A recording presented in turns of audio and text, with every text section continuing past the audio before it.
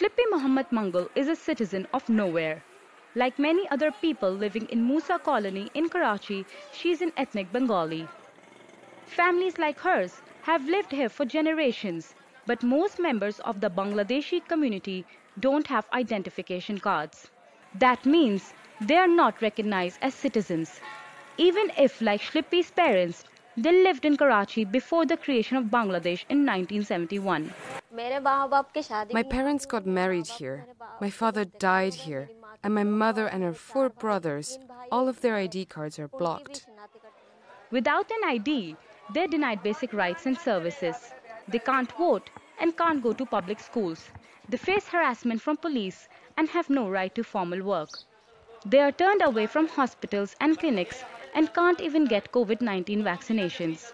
There are 2 million Bangladeshis in Pakistan, most of whom have been living in the country for decades.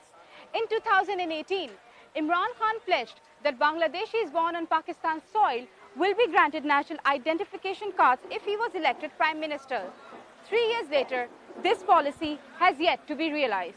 Activists from Pakistan's Bangladeshi community say many Bangladeshis are in the garment and fishing industries. They are among the most important sectors of the national economy. But without identification and legal recognition, the Bangladeshi community is one of the poorest in Pakistan.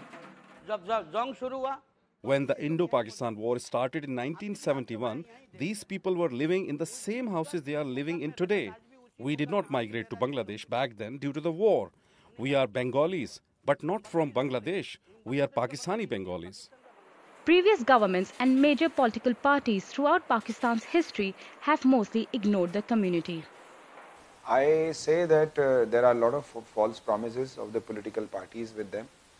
Their case is not being taken up by the human rights community, even the donor community.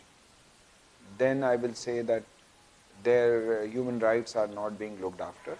According to the Citizenship Act of 1951, those who lived in what is now Pakistan prior to 1971 are citizens, as are their children.